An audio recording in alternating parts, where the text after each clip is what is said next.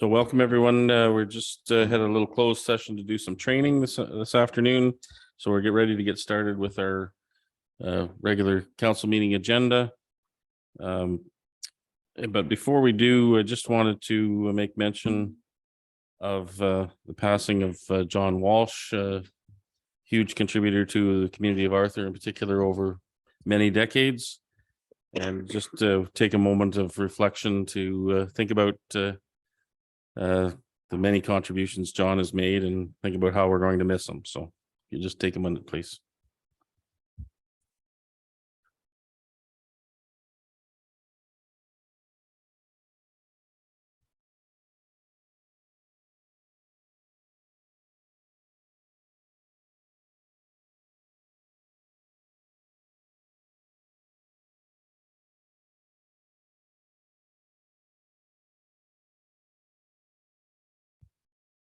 Okay, thank you.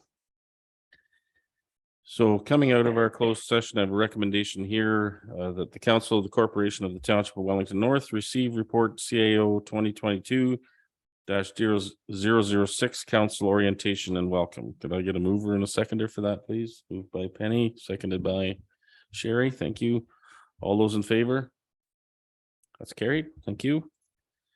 Now we have next up, we have a presentation from Saugeen Valley Conservation Authority. I assume they're joining us virtually, Karen. Oh, no, sorry. Sneaked in without me seeing you. Okay, welcome. And yeah, if you can come to the podium, please. And we need the microphone operational for those who are joining us virtually.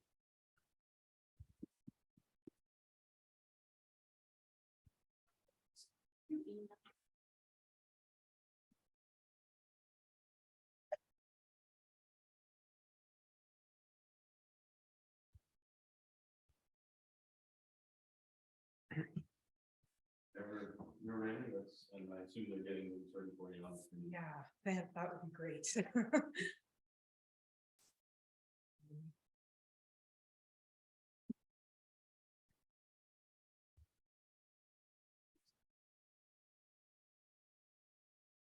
That's it. So thank you very much, Mayor Lennox, and welcome, Council.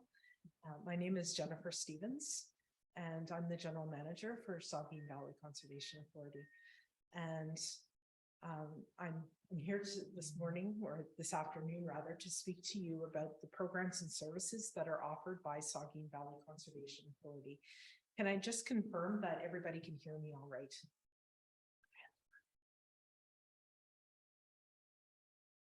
Sorry, can I just ask the participants in the meeting, can you hear? It's very dim.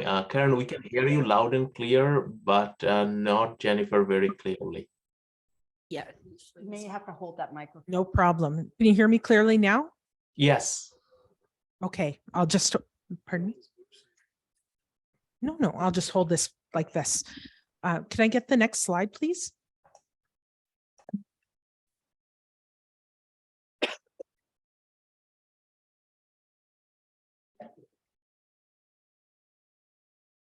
So Saugeen Valley Conservation Authority is one of 36 conservation authorities throughout Ontario. I'm just going to provide you with a snapshot of all of Ontario's conservation authorities. We complete 32,000 planning and permit applications and reviews on an annual basis. We manage over $3.8 billion worth of flood control and prevention infrastructure. And we protect lives and prevent more than $150 million per year in flood damages and disruption. Oh, okay. We work with landowners to plant over 1.3 million trees on an annual basis. And we offer 3,500 kilometers worth of trails for people to enjoy, hosting approximately 10,000 or 10 million visitors on an annual basis. And we are the second largest landowner in Ontario. And I'd ask you to remember some of these statistics as I'm actually comparing Saugeen Valley to some of these statistics. Next slide, please.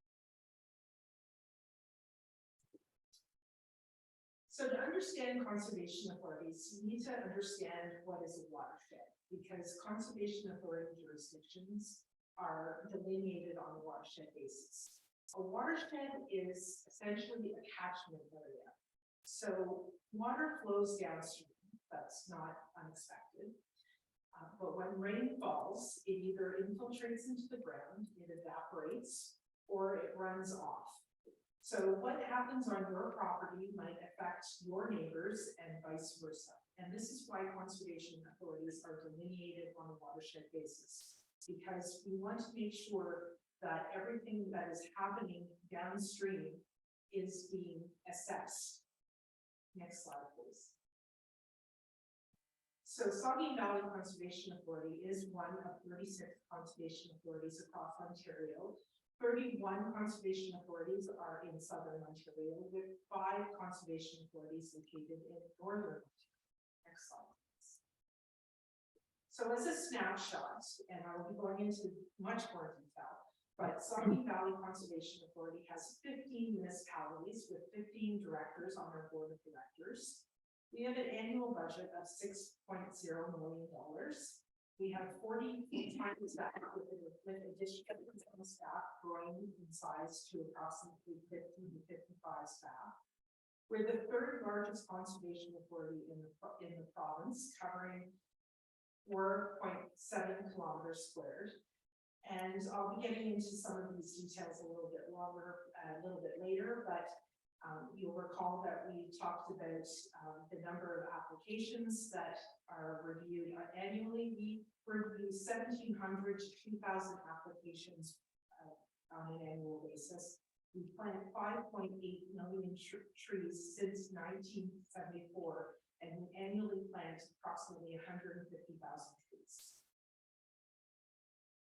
In terms of the work that Saugeen Valley Conservation Authority does, the province has released legislation and regulations requiring that conservation authorities take part in what are called mandatory programs and services. Some of those mandatory programs and services will be discussed in this presentation. The first is related to flooding. So with respect to flooding, we essentially have non-structural approaches which are intended to keep people away from the water. And we also have structural approaches which are intended to keep water away from people. So when we're talking about non-structural approaches, we're looking at the regulation of development in the floodplain. And this is where we're looking at the applications that we're permitting to be built in certain areas. We also have what are called flood forecasting and warning notices that we issue. We also have water infrastructure maintenance and inspection, and we're actively involved in emergency planning within our municipalities. From a structural perspective, we have what are called dams, dikes, and channel works, which are infrastructure which are designed to keep water away from people. Next slide, please. So our flood warning program is essentially a number of stream gauges that are located across our watershed. And the purpose of these stream gauges is to relay routine information concerning the watershed river conditions to selected agencies and municipal officials. So once we get our information at our central hub at the Conservation Authority, we relay the information to municipalities and other agencies such as news outlets to advise of flooding conditions.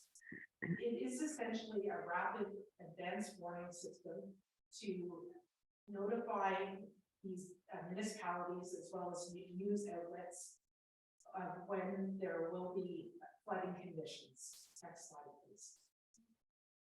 Our flood warning messages are sent out based on severity.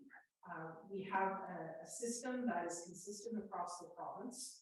We have watershed condition statements, which are identified in yellow, and they're issued when general watershed conditions suggest high runoff potential.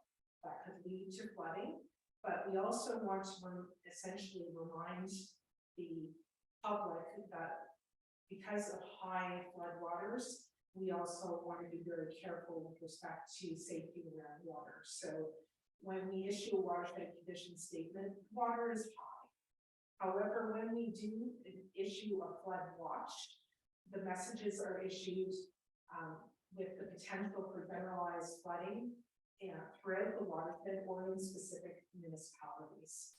And then we also issue flood warnings. And when the flood warnings are issued, they essentially are notifying the municipalities that flooding is actually occurring or is about to occur.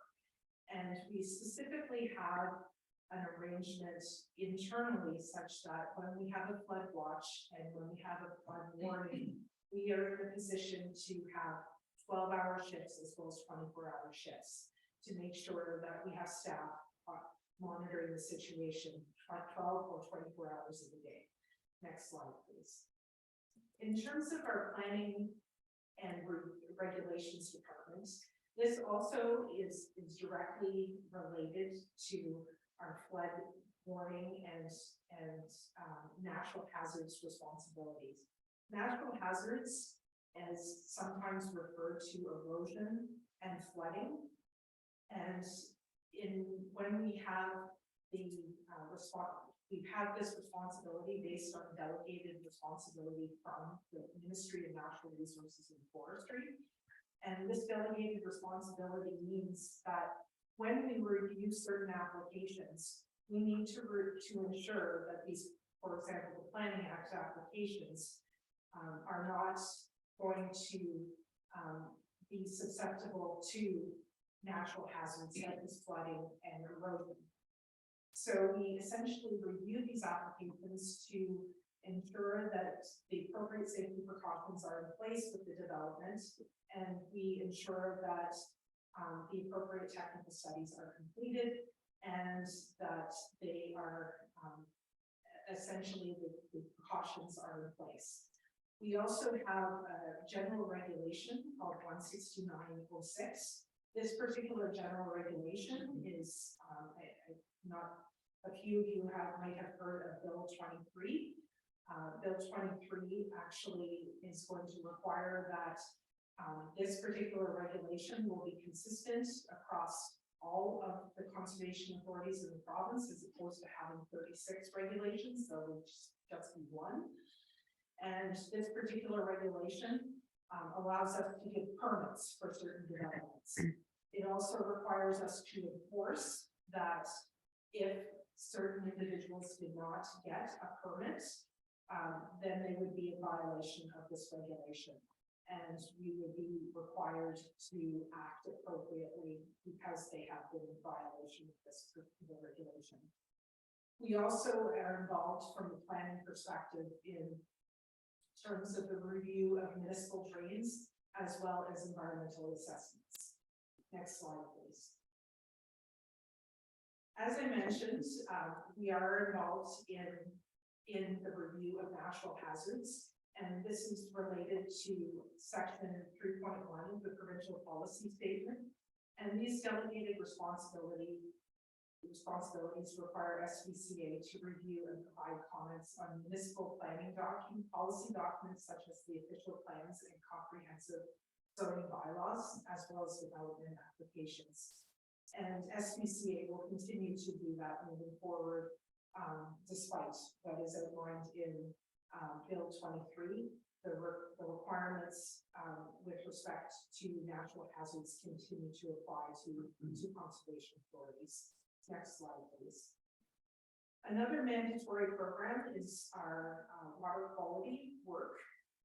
We have essentially 3 different aspects to our water quality program.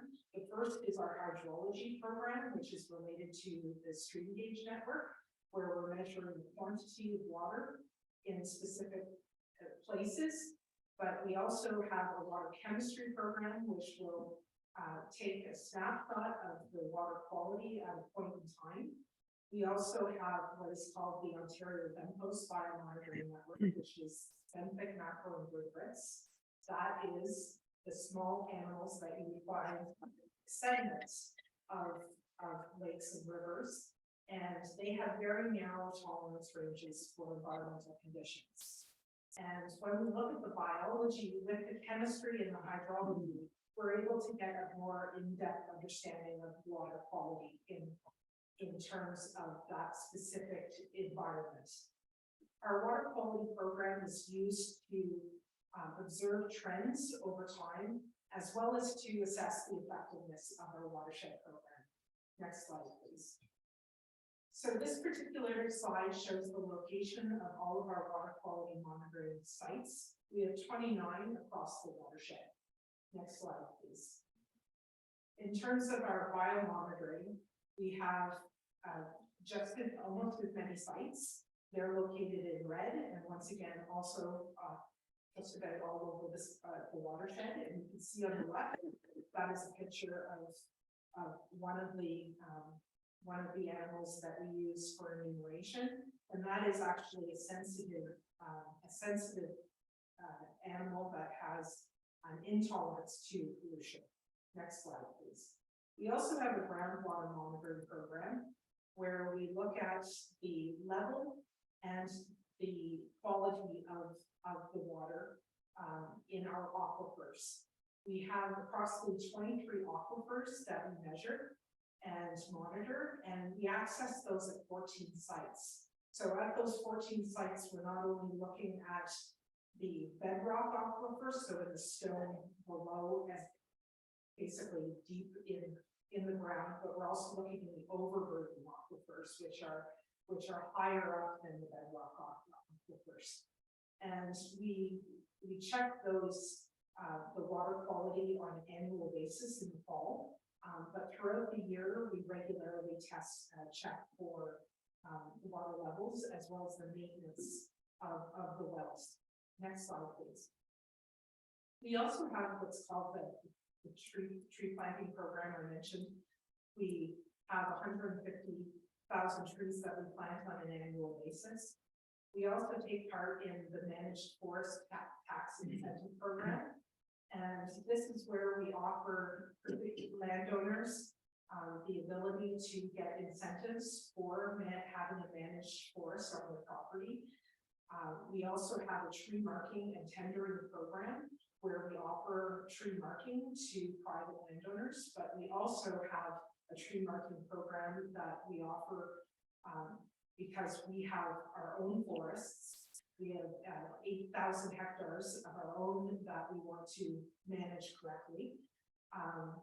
And we want to make sure that the appropriate silvicultural management practices are applied to the forested properties on a regular basis. We do have a forest management plan that is updated on a 20 to 25-year cycle. And these forestry activities are considered non-mandatory insofar as the direction from the province. However, we find that we get so much benefit out of these tree marking and tree planting programs. The benefit to the environment is double, sometimes up to quadruple. Next slide, please. We also have a number of properties. We have a number of conservation areas as well as conservation lands. On these conservation lands, we have a number of recreational trails, approximately 55 kilometers of trails that are maintained, approximately 130 kilometers total trails. And the conservation of land is another mandatory program as defined by the province of Ontario. And we partake in regular activities to continue with the maintenance and improvement programs related to our properties and our structures on our lands. Next slide, please. In terms of our budget, for 2023, our budget is $6 million. From that amount of money, just under $4 million is related to general levies. So that means that amount of money comes from our 50 municipalities.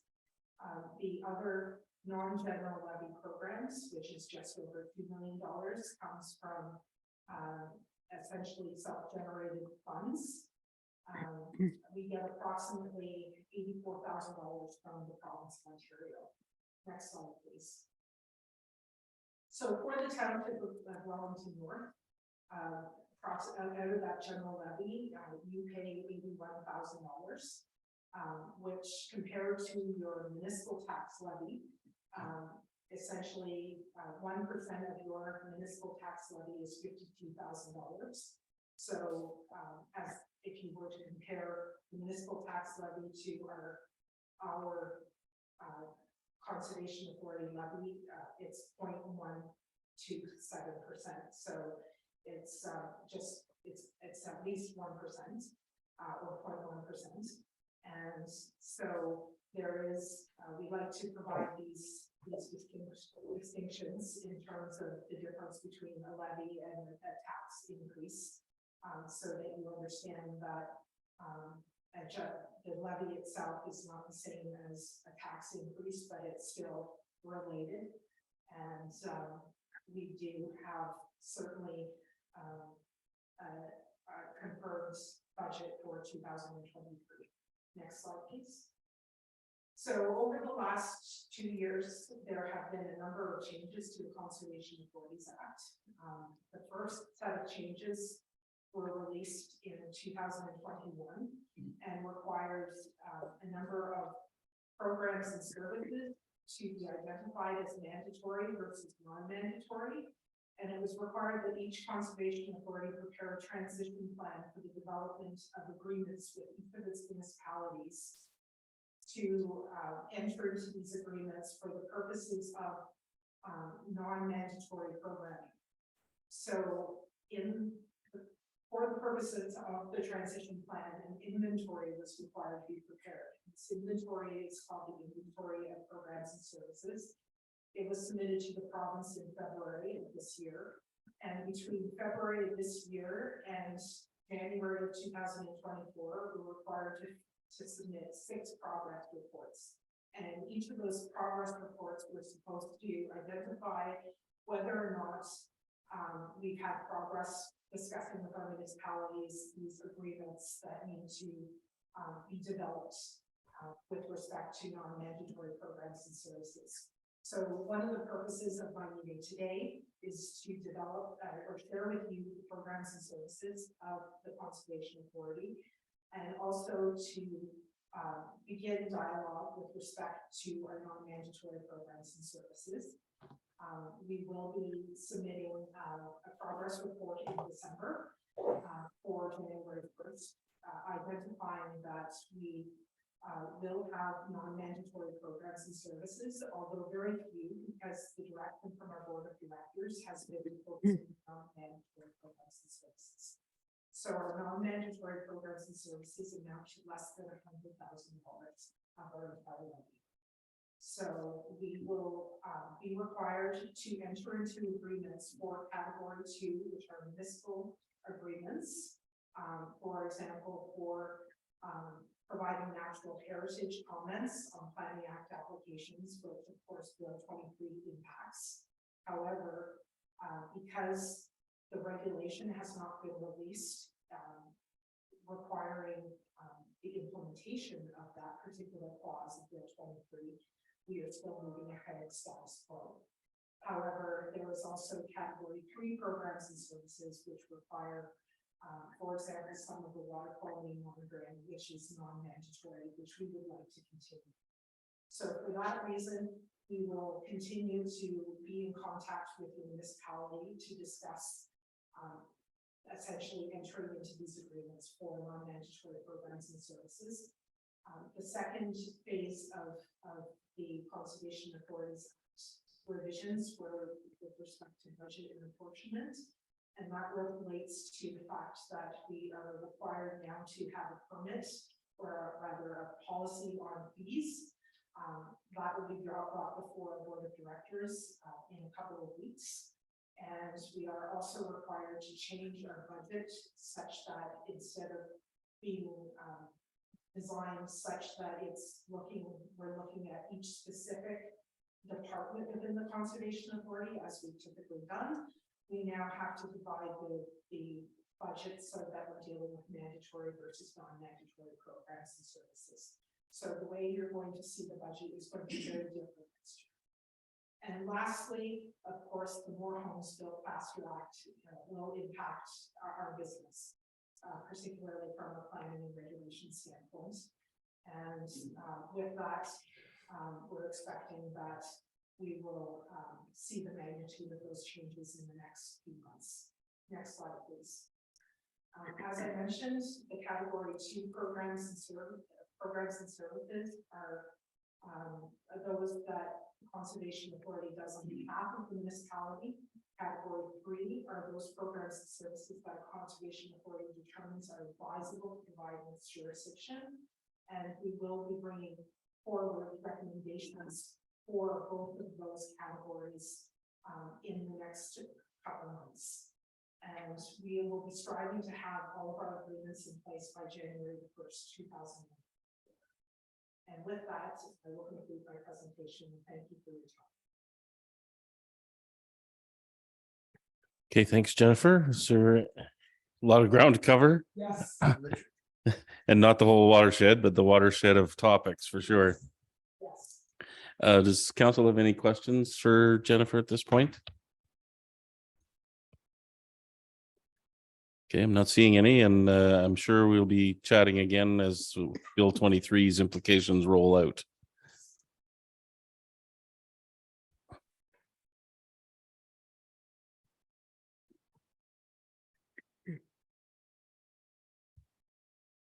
Okay, thanks very much for that. Next, we need to appoint a committee of adjustments. So we have a bylaw to do that, and the recommendation reads as follows: that bylaw number 126-22 being a bylaw to constitute and appoint a committee of adjustment for the corporation of the Township of Wellington North be read a first, second, and third time and enacted. Moved by Steve, seconded by Sherry. Thank you. Any discussion on that bylaw to appoint committee of adjustment? Okay, all those in favor? That's carried. Thank you. And now that you've all had your orientation on committee of adjustment, we'll recess our council meeting and enter into a committee of adjustment meeting. And so I have a recommendation here that the council of the corporation of the Township of Wellington North recess the December 5th, 2022 regular meeting of council for the purpose of holding a public meeting under the Planning Act. This is for Pinestone Construction Limited, a minor variance. I get a mover and a seconder for that, please. Moved by Sherry, seconded by Steve. All those in favor? It's carried. Thank you. So we'll switch over to committee of adjustment. And I will call the committee of adjustment meeting of December 5th to order and ask if there's any disclosure of pecuniary interest with regard to application A22/22 for Pinestone Construction Inc. I have none to declare. Councillor Rankin? Councillor McCabe? None. Councillor Burke? No. Thank you. So we'll deal with the minutes of the previous meeting from November 7th. And the recommendation is that the Committee of Adjustment meeting minutes of November 7th, 2022, application A21/22 be adopted as presented. Okay, a mover and a seconder, please. Moved by Penny, seconded by Sherry. Thank you. Any discussion on those minutes? All those in favor? That's carried. Thank you. So our application today is A22/22. Pinestone Construction Inc. And the location of the subject property is described as lot 72, north side of Francis Street in Arthur. Property is approximately 0.14 hectares in size, and location is shown on the map in your package. Purpose and effect of this application is to provide relief from the minimum lot frontage for the proposed semi-detached dwellings. This minor variance is a condition of severance application B93/21, B94/21, and B95/21 that was granted provisional approval by the Wellington County Land Division Committee. The applicants are proposing to sever 3 vacant lots to facilitate the construction of 2 semi-detached dwellings. Other variances may be considered where deemed appropriate. How was notice given for this public meeting? Notices were mailed to property owners within 60 meters of the subject property and as well mailed to the applicable agencies. Signage was posted on the property on November 10th, 2022. Thank you, and welcome, Matthew. I assume you're giving us a presentation on this, and just as a reminder, if you wouldn't mind, just and you may be already planning to, but I just wanted to make sure we plan on touching on the 4 conditions for a minor variance. Yes, gladly. So thank you, and through you, Chair. So did you want me to just give a sort of a brief overview of what those were? Or? Yeah, that'd be wonderful. Sure. Yeah. So when we're looking at any minor variance applications, as planners, we're looking to satisfy the 4 tests under the Planning Act. So the first being, is this application, or sorry, is the request minor in nature? Does it meet the intent of the official plan? Does it meet the intent of the zoning bylaw would be the third, and is the request desirable and appropriate for the lands? So that's sort of the big thing that we're looking for. So typically in my summary of my my reports, I'll usually try to cover those at the end just to make sure you have a quick snapshot of sort of my position on the file. So yeah, with that said, I'll just jump into to the one here. So before you today is a minor variance application to provide relief from the minimum lot frontage requirements. The applicant is proposing to construct 2 semi-detached dwellings, so 3 units at an 8-meter frontage and 1 unit at an 8.2 meter frontage, whereas the bylaw requires a 9-meter frontage. With that said, planning staff have no concerns with the application, as the request is minor, meets the intent of the official plan and the zoning bylaw, and I'm happy to take any questions. Thanks, Matthew. Stay tuned, maybe questions will come later. Any further, so we have some correspondence from the Wellington Source Water Protection and the Grand River Conservation Authority. Has any further correspondence been received in respect to this application? No, there has not.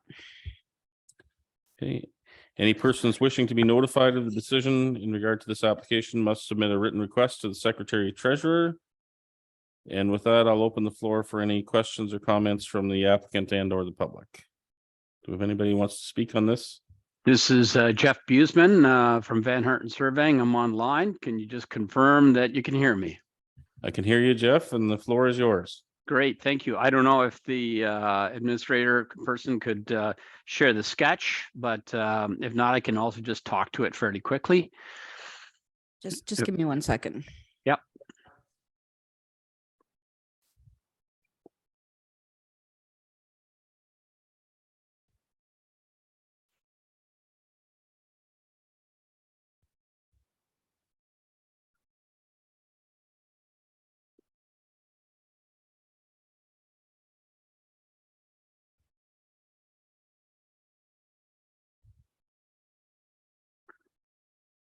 I don't mind speaking to the application. I don't think the sketch is crucial.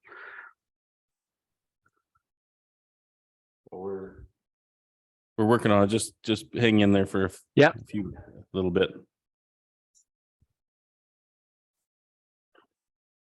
Oh, these aren't differences. These are minor variances. Sorry.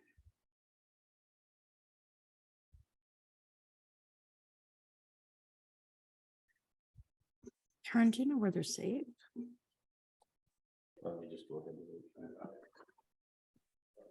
Thank you. Perfect. I guess I'm a surveyor, is true to my heart. I love pictures and plans and maps, so that's why I like having them on. In this case, we're proposing 2 sets of semi-detached dwellings, and as indicated, we're asking for frontages to be 8 meters for 3 of them and 8.2 for the 4th one on the right, instead of 9 meters.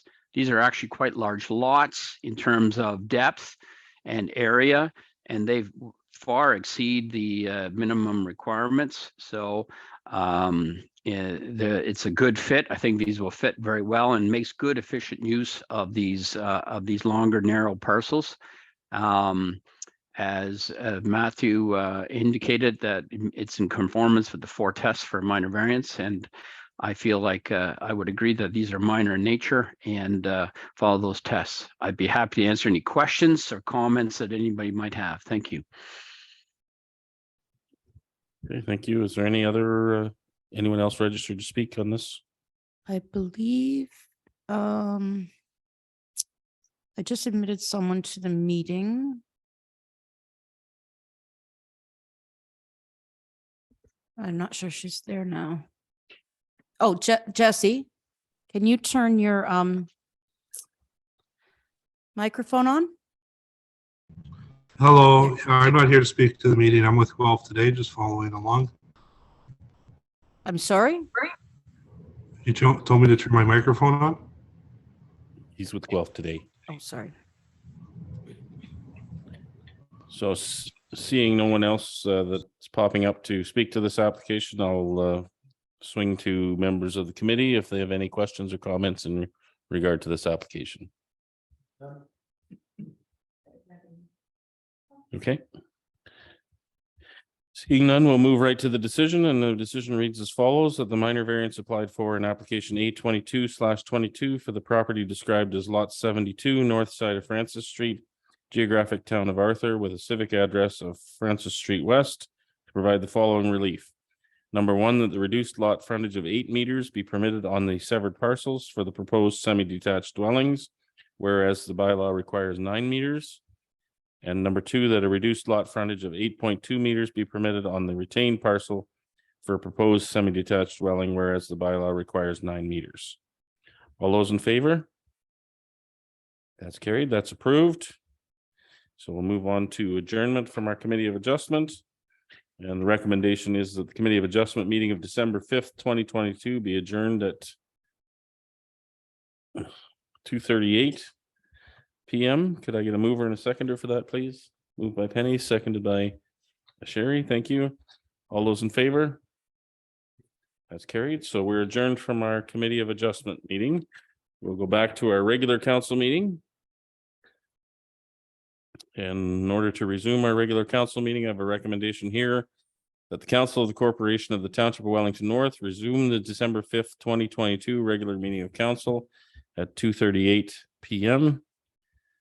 Can I get a mover and a seconder? Moved by Steve, seconded by Penny. Is that okay? All those in favor? That's carried. Thank you. We have a couple of deputations today. First, we have Helen Edwards, and I see her pop up on my screen here. So she's joining us virtually. Welcome, Helen. Thank you. And I noticed on the agenda you had some other people. Are they joining you virtually as well today, or? Yes, I think they're probably in the process. We were in the waiting room because we've been emailing each other back and forth. So I think they're probably in the process of moving into in-person. Is So that Doris. Doris? Yeah, Doris Cassan, Kay Ayers, and Sharon Rogers are the three people. Okay, I'm just moving them in now. Are Okay, you going to perfect. share your screen? I hadn't planned. I had sent the PowerPoint presentation. Are you able to share it, Karen, or I can find it? I just don't have it Yeah, open on my desk. I'm just trying to get Sharon into the meeting. Sharon, you'll have to okay.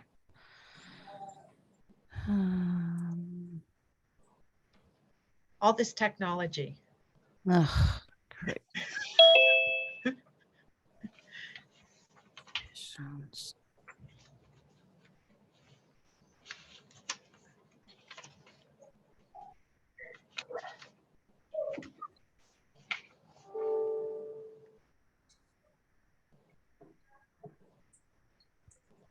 And I'm going to share my screen now.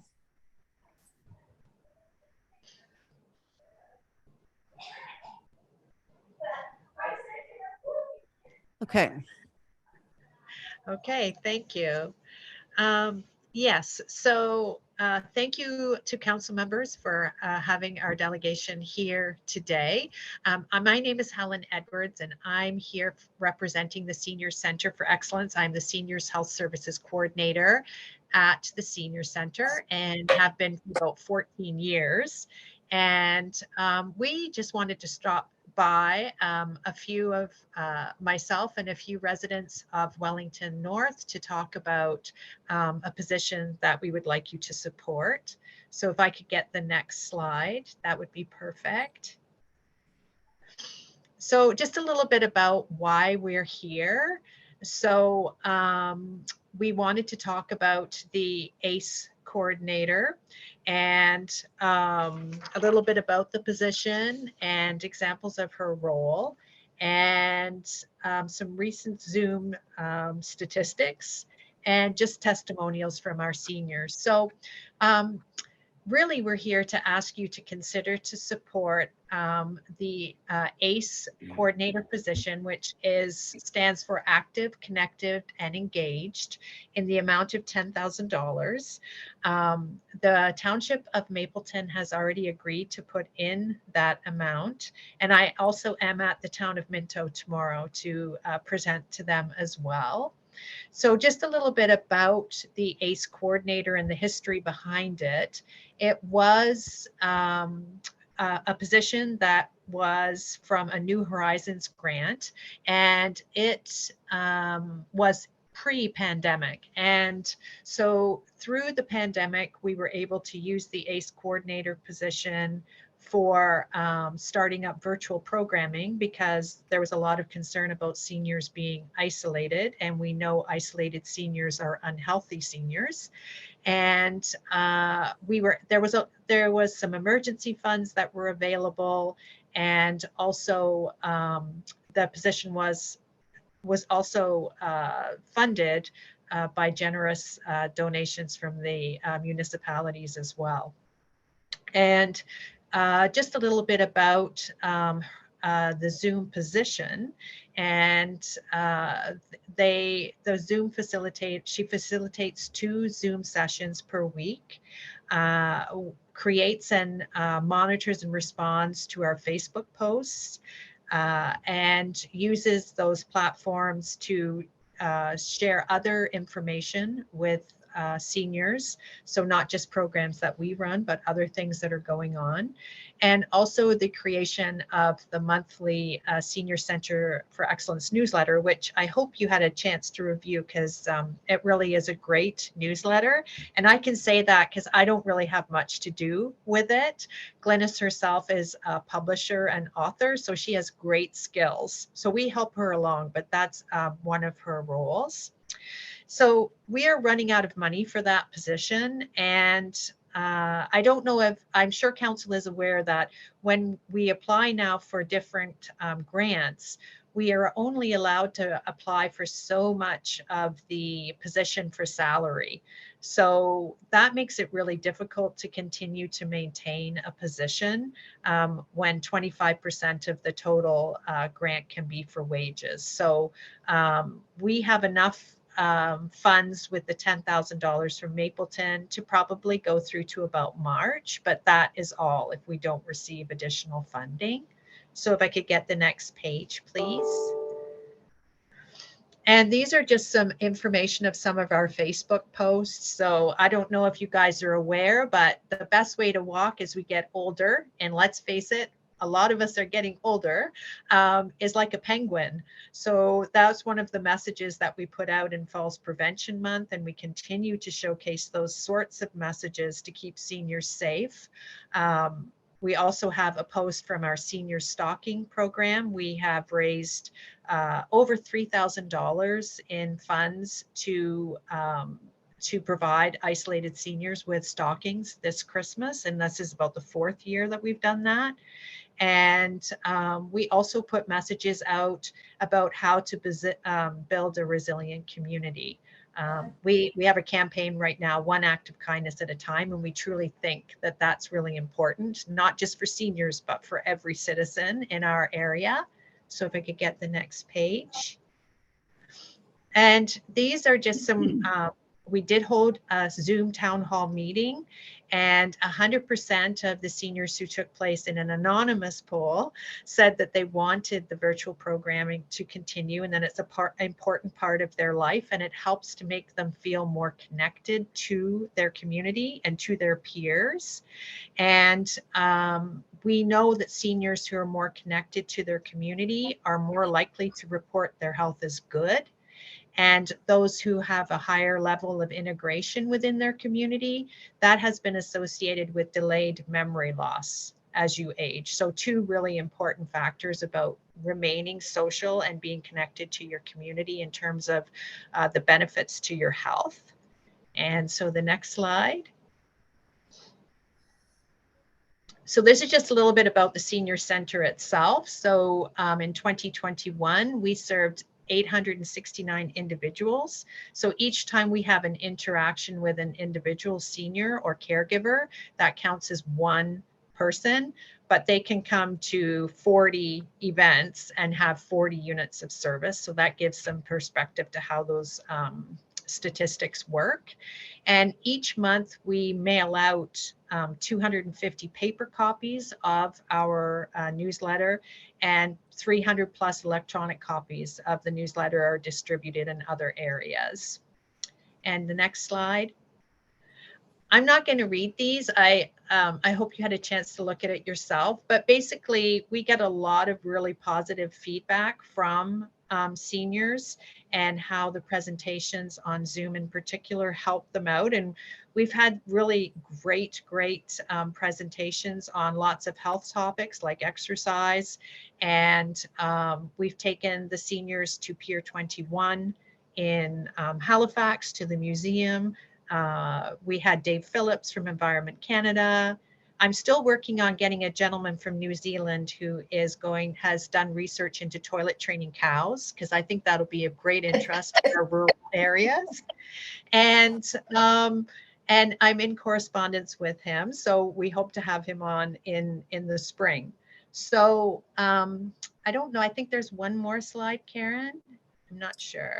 Yes, just saying thank you. And then I've lined up Kay and Doris and Sharon to have their say too, because I know it's much more important to hear from your constituents than it is from me.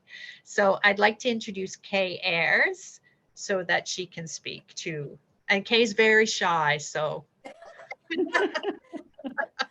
Yes, I am. So you'll have to forgive me if I'm just tiny and quiet here. Anyhow, I just want you to know, as a senior, which I am, and I'm a loud and proud senior, how important it is to me that Glennis offers these 2 chances a week to do a Zoom call. I get to meet with other seniors all over the place and not just in my own location. So the friendships that have come out of this has been amazing. But I love the fact that it's personal. Television, you can watch it, it's not personal. You can read a book and it's not personal. But these Zoom sessions are amazing how personal they are. One of my friends told me the other day that loneliness is at epic proportions.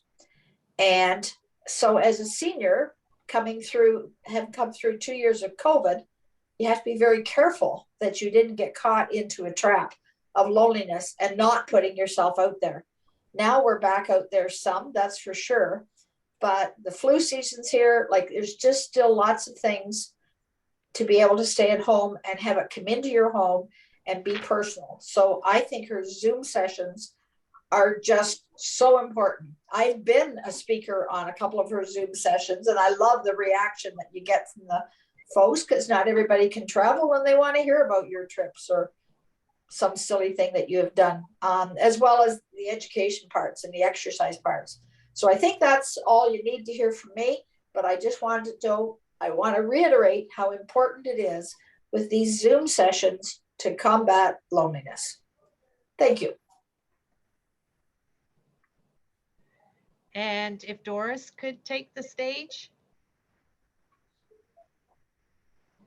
You're still Doris. muted. Yeah, you're muted. There. Can you hear me? Okay, I'm Doris Kassan and I live in Arthur. I've been involved with the Senior Center for Excellence for a few years now. I've attended some Zooms and some of the luncheon speakers, and they've been great. I also facilitate an online writing group called For Love of Words. We meet monthly. There are 5 or 6 of us. And we do some writing exercises. We share some of the writing we've done. We have an ongoing story that we each take a turn writing a chapter for. So it's lots of fun, lots of laughs and memories. Many people like to write about their past. So we try to keep it therapeutic. It's a non-critiquing environment. And we have a good visit too. And I totally agree. It all helps with the loneliness. The ACE, who is Glynis, helps us by advertising these sessions in the newsletter. She helped me learn how to book Zooms, and she also, because she is a writer and a publisher, she helped me with some questions about writing and so on, and continues to do so. I've seen what Helen and Glynis and Johanna do, and there's just so many details. It really does take all three of them. Tons of details, lots of tasks to do to hold events that keep seniors engaged. And I fully endorse the use of Wellington North monies to support the ACE position at the senior center. And now I think Sharon's going to talk to us. Sharon Rogers is going to talk to us as well. Hi, yes, I'm Sharon Rogers. I live in Mount Forest. I made a few notes here, just bear with me. I was asked today about the Heart and Soul newsletter. And I think most of you received that in your package for this meeting. And I think you'll find it to be an engaging 8-read page of interest to seniors. And Helen mentioned the distribution, but I'll just elaborate on that a little bit. So monthly, the Senior Center distributes 320 copies. 250 of those go out by Canada Post. 70 is distributed at in-person programs. And then they also have an email distribution list of about 300. And that includes churches, service groups, community partners, and senior readership. And of interest too, that the readership has doubled since the creation of the ACE coordinator position. So I feel that the newsletter is a valuable resource for the seniors of rural Wellington. And it's also for newcomers because it helps get them connected to programs, whether in person or virtually.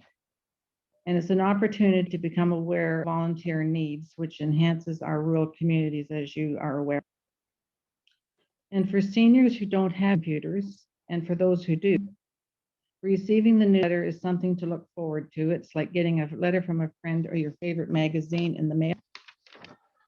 And then just a couple other things I wanted to pass on. This isn't directly related to the newsletter, but through one of the recent Zoom programs that was coordinated by the Senior Center, I was able to participate in a Zoom that was with a research lab at the Women's College Hospital in Toronto, which is doing research on women and aging.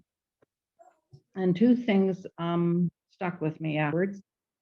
And one is that the health risks associated with loneliness are comparable to smoking 15 cigarettes a day.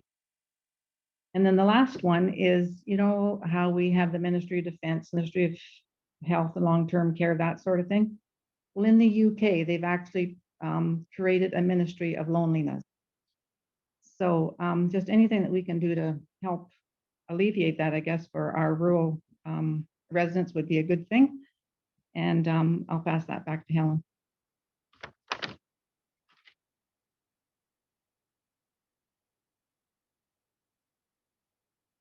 It's been how many years and I still struggle to unmute myself. But anyway, yeah, so I just wanted to open it up in case anyone had any questions for us. Okay, thanks, Helen. Any questions from council? I'm getting lots of shaking heads, but I just had one quick one, Helen.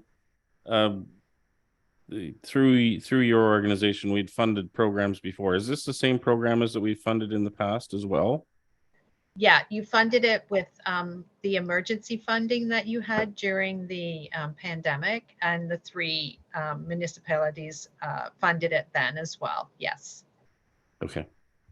Just wanted to understand whether this was a new program or just a continuation of the same growing into new program.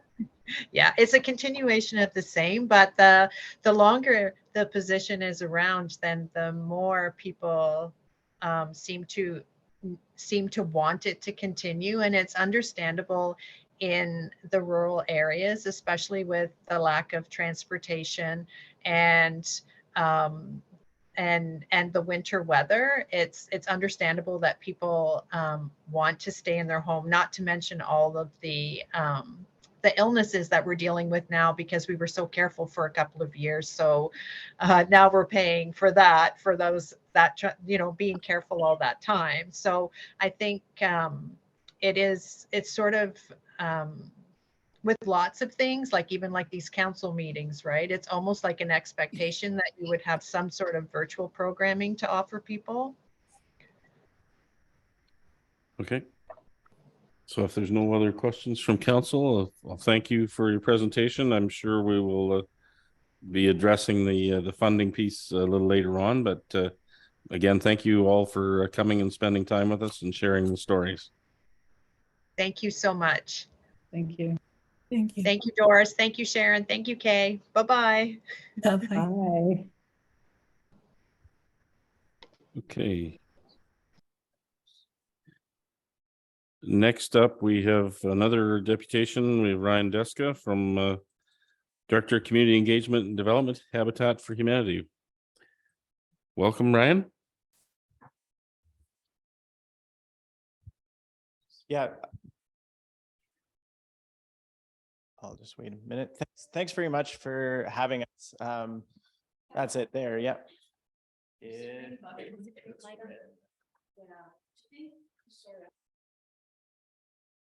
think you may need to use this one in order. Was it one? Okay.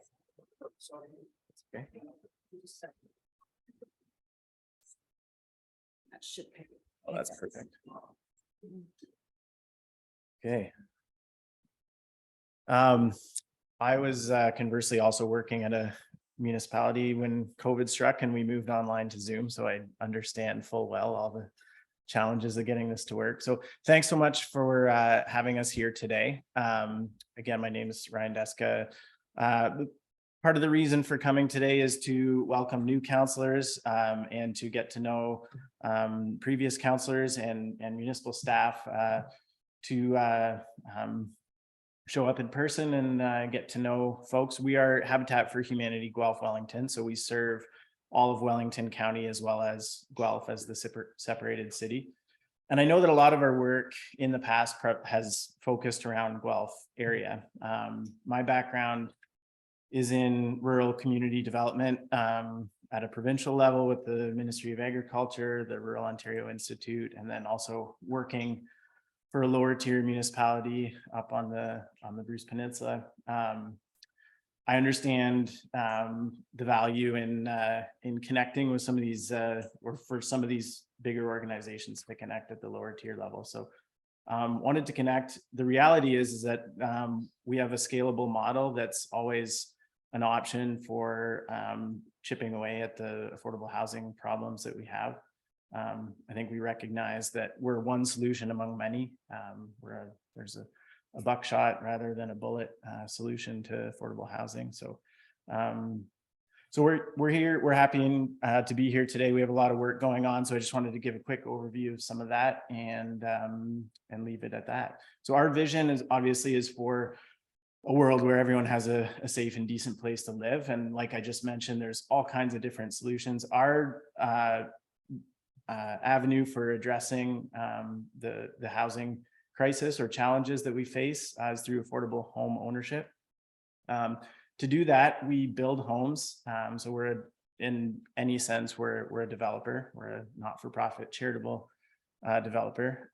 Engaging the community is super important. So we rely on donations to the Restore, volunteers at the Restore and at build days, private donors, organizational and institutional contributions through partnerships. And new this year is our investment through community bonds, which I'll talk just a little bit about as background.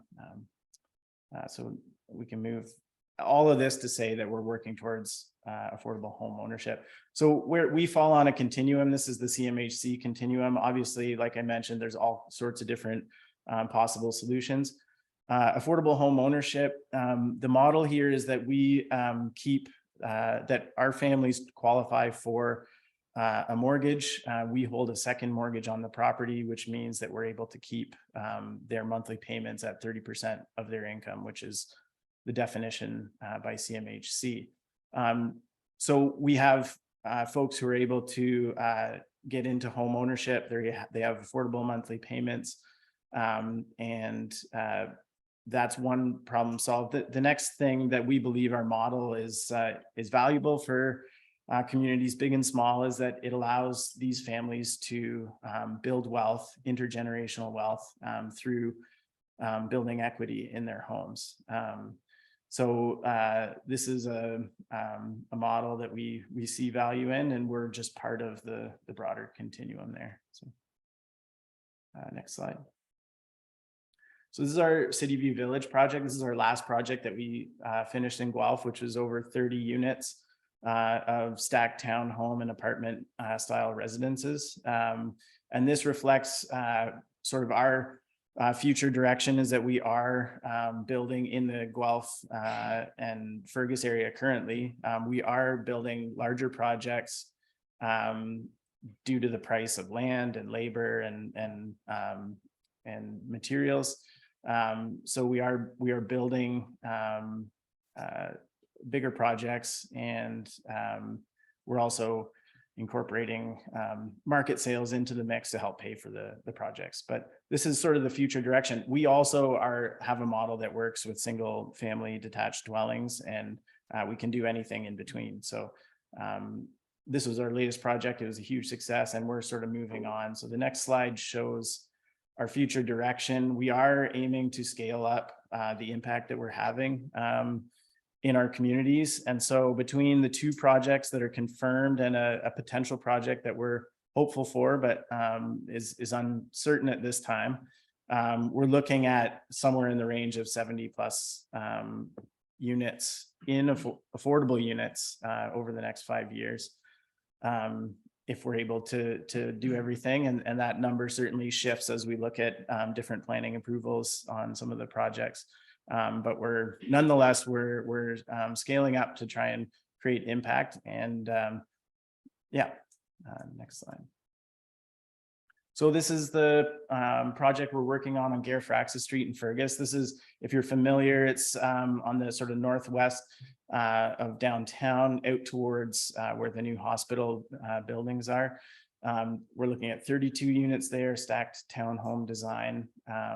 And we just closed on the property officially on November 30th.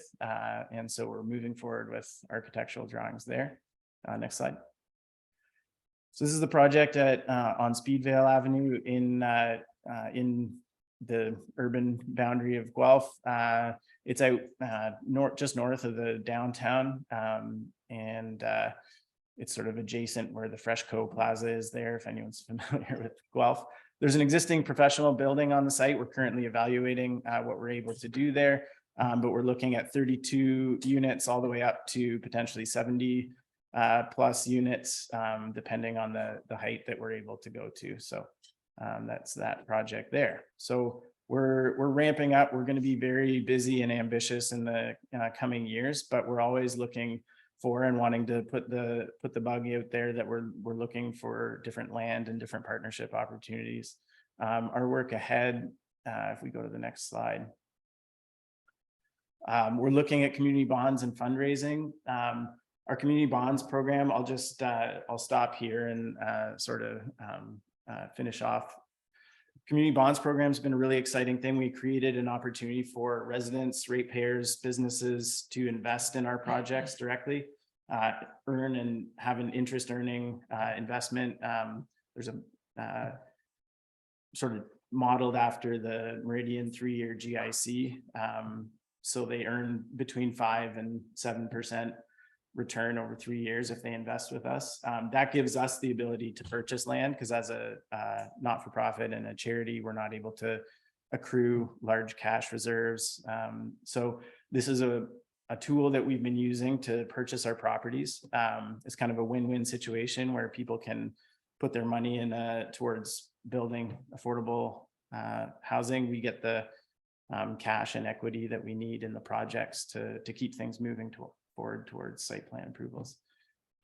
So it's an exciting program. We've raised close to 750,000 in about 2 months. So we've had an enthusiastic response from the community. And so it's encouraging as well, just to know that the community's buying in. And then the only other thing I think that might be of interest, if anyone knows, we're currently accepting applications from people who may qualify to be a habitat family.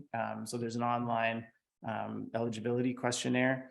And we would just encourage anyone from the region, if they're looking for opportunities like this. It is in Fergus. I know you don't want to send your residents out of Wellington North, but if there are opportunities, we are hoping to hear from anyone who might benefit from the program. So that's sort of all. If there's questions about what we're up to, that's great. And otherwise, we just look forward to staying in touch with mayor and council and staff.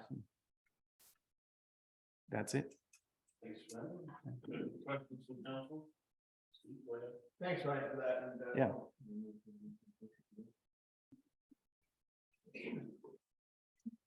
Sorry, I just had a couple of questions.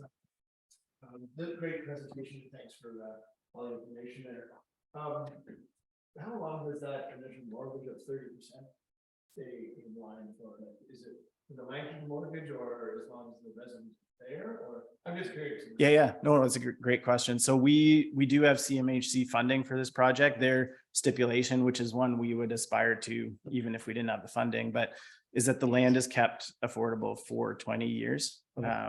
That's stipulated in that funding agreement. So the way our model works, we have first right of refusal on any of the properties. So if a family does want to sell at some point, we can buy that back and roll that back into the program to serve another habitat family. Once the family has paid off their first mortgage, they can choose to either buy the property outright from us, or they can sell it at that time. And then the affiliate would evaluate if they had the money to buy it back and keep it in the program, or if it would just get sold to the market. But one of the nice things, I didn't mention it, but the market and habitat sales that we're excited about is that it builds sustainability or independence into the project, from a sense where it's just financially viable on our end. But it also means that those communities, if they're a denser development, that there's a mix of people from all socioeconomic backgrounds in that one area. So, but. Just another. Steve, you have another one? Yeah, you kind of half answered it. And I was going to say, is there a length of time that a resident can stay, or a limit that they can stay till they want to sell it? Or is there, like you said, it's to their first mortgage, or can they sell it before then? Or again, just curious. Yeah, no, they can sell it before then. And we do have because we have first right of refusal, we would likely buy it. If it was only a couple of years out, we would buy it back and keep it in the program for that 20 years. But they're not bound to the home for a duration of time. They would split with us the appreciation based on what the percentages are in the mortgage. So that builds the appreciation we can then roll into future projects. So that's what keeps it. Yeah. Thank you. Any other questions for Ryan? Okay, I'm not seeing any. Thanks very much. Thank you very much, Ryan.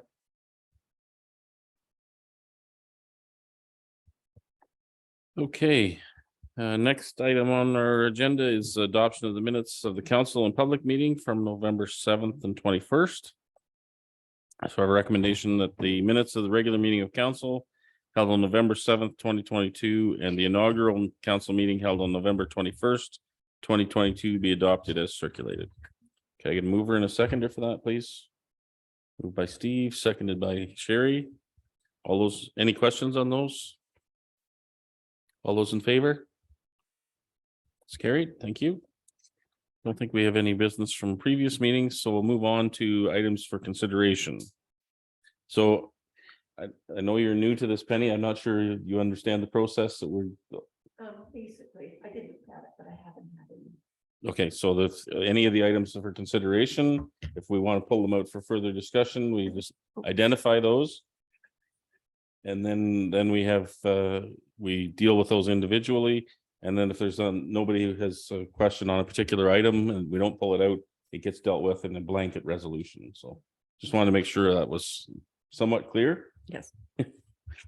So now's our opportunity to go and pull those things out we want to have separate discussion on. So Steve, you usually have a couple. Yeah, thanks. I do. I do have a couple. I'd like to pull 2A. 2A, that's the lifting the holding provision. Yep. Okay, I'd like to pull F3. It's within the rec minutes. okay. And Hang on a second.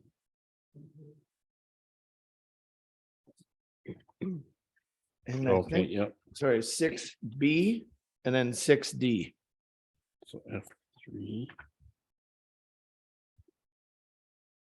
6B. Yep. Then 6D, did you say? Oh, D Yes. is in dog? Yep, please, thank you. Okay. Okay, any others, Steve? Did you have? No, that should, Okay, so we will be pulling, actually, sorry, go ahead. sorry, got a few more. 7A and B and then 8B. 7A and B Sorry. and 8E.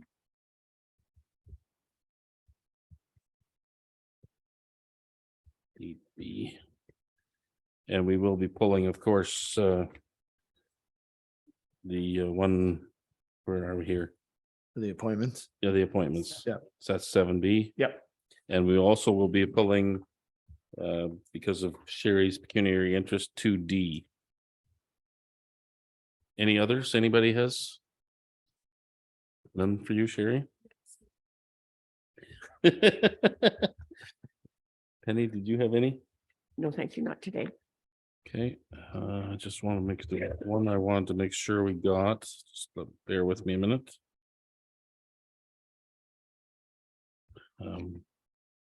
4A.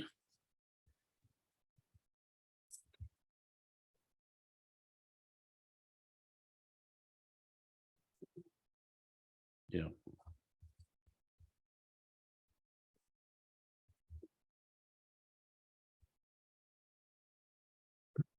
Excuse me.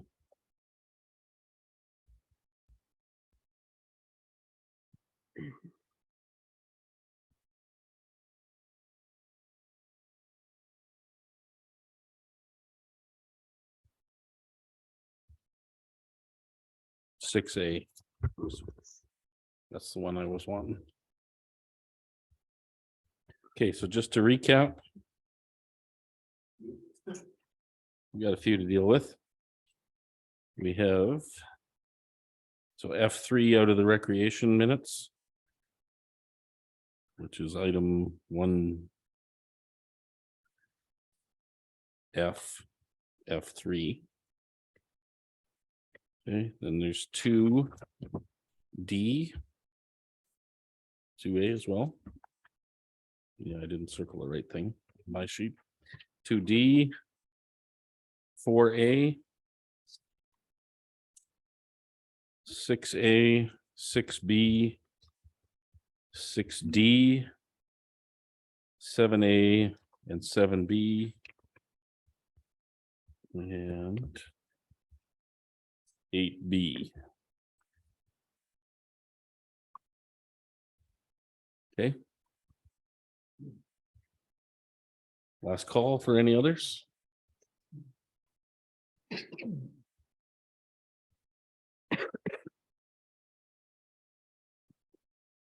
Okay, so we have a recommendation then to deal with all the others.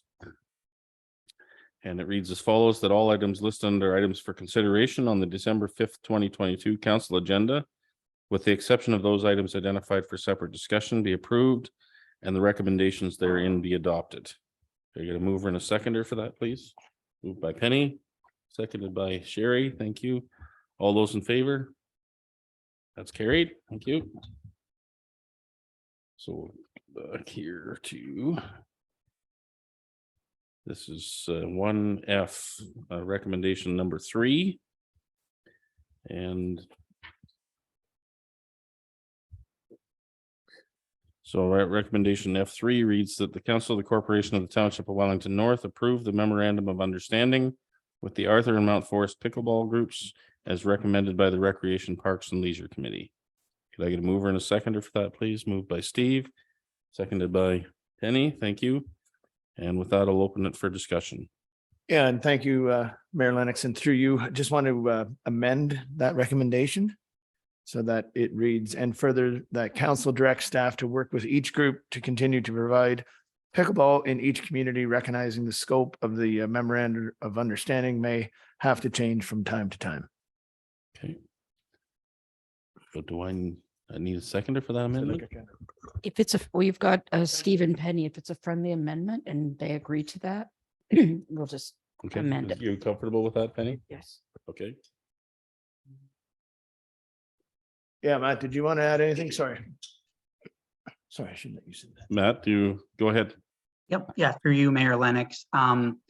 Just the memorandum of understanding was very specific, and we're finding even 5 weeks out that we're working with the groups to work with them.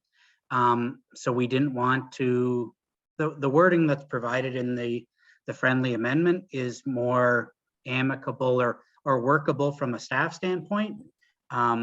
Yeah, because pickleball is a great program that is in both communities, but I think we were trying to be more prescriptive maybe with the memorandum of understanding than we should have been. Okay. Thanks, Matt. Any other discussion on that? Okay, all those in favor? That's carried. Thank you. Move on to 2A. And the recommendation here is that the Council of the Corporation of the Township of Wellington North receive the correspondence from Steve Weaver, President, GSP Group, Inc., dated November 1st, 2022, regarding the application for zoning bylaw amendment.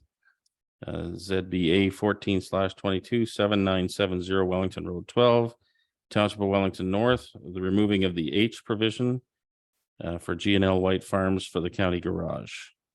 Can I get a mover and a seconder for that, please? I can move it, I guess. Moved by Steve, seconded by Sherry. Open the floor for discussion.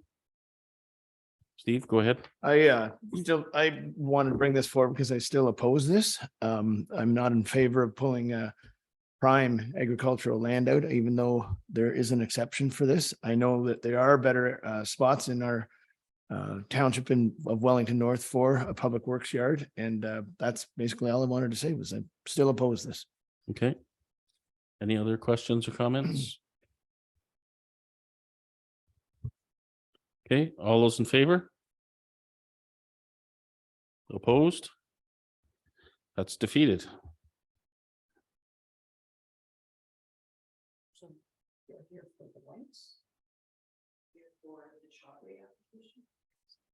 Okay. So this matter also comes into our zone or our bylaws. So I'm not sure how we handle that when we get to bylaws, Karen. We just don't pass that one. It's defeated. Okay. Okay, so then, yeah, the Chaudhry application has already been dealt with. Yep, well, not the bylaw, but we've passed the report already through the our items for consideration. So it will come as a bylaw, but I have no reason to expect that it won't today. Okay. All right, now we'll pull out 2D. This is for the pecuniary interest. Councillor Burke. And the recommendation is as follows, that the Council of the Corporation of the Township of Wellington North receive report DC 2022-49, being a report on consent application B 137-22, known as Part Lot 21, East Owen Sound Road, Division 1 of the former Township of Arthur. And further, that the Council of the Township of Wellington North supports consent application B 137-22 as presented with the following conditions. First one being that the owner satisfy all requirements of the local municipality, financial and otherwise, including but not limited to taxes paid in full, a fee of $130 for Township of Clearance Letter of Conditions, or whatever fee is applicable at the time of clearance under municipal fees and charges bylaw, which is the Township of Wellington North may deem to be necessary at the time of issuance of the certificate of consent for the proper and orderly development of the subject lands. The second one is that the owner satisfy the requirements of the Township of Wellington North in reference to parkland dedication consistent with bylaw number 11-22. And third, that the owner enter an agreement apportioning any future maintenance costs on any municipal drain impacted by the application, and the owner shall provide $500 deposit to cover the cost of reapportionment if it is determined there are municipal drains impacted by the application, and a $250 fee for the drainage superintendent's review of the application to determine status of any drain. And that zoning compliance be achieved to the satisfaction of the township. And further, that council authorizes the development clerk to file with the secretary treasurer of the Planning and Land Division Committee at the County of Wellington a letter of clearance of these conditions on completion of same. Could I get a mover and a seconder, please? Moved by Steve, seconded by Penny. Any discussion on that? Just have one, excuse me, and through you, Mayor. With mini storage, what actually, do we know what is actually going to be stored there? Or is it just open to the public to rent like a storage space or? Sorry. I think Darren will come and. Through you, Mayor Lennox. So it'll be private storage rented out to members of the public, similar to what we have at the corner of 6 and 9 in Arthur. Okay, great. Thank you. Okay. Any other questions or comments on that one? Okay, all those in favor? That's carried. Thank you. Move on to 4A. And so there's a lengthy recommendation here. I'm not going to try to read it all with regard to the Mount Forest and Arthur BIAs. And so I would ask for a mover and a seconder for that. Sorry. Just before you get your mover and seconder, there should be a final clause that says, and further, the mayor and clerk are authorized to sign the appointment bylaws. And they will be brought to the December 19th meeting. Okay.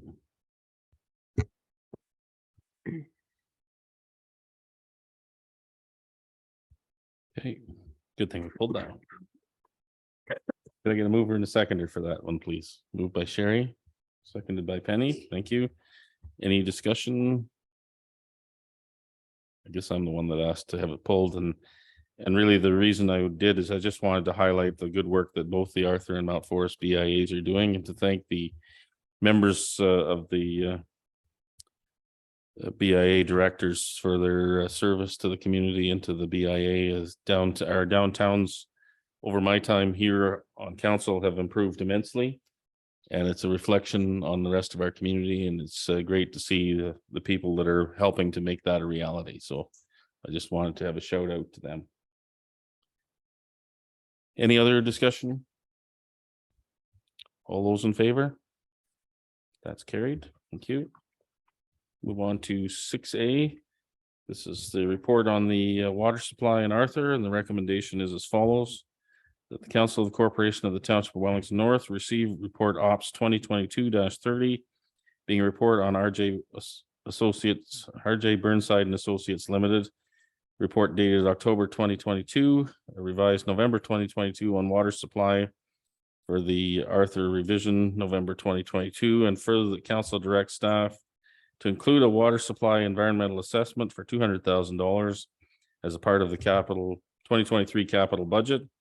And further, the council authorize the director of operations or the designate to sign any agreements to execute this project.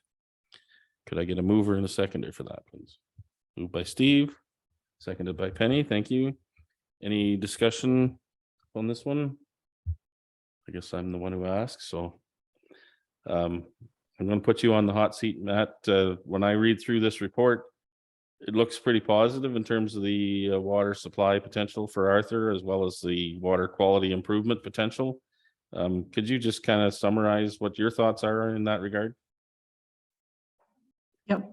Yeah, thank you, Mayor Lennox. I think we set out to drill a well to find out if we could improve on water aesthetics in Arthur. Quality is there.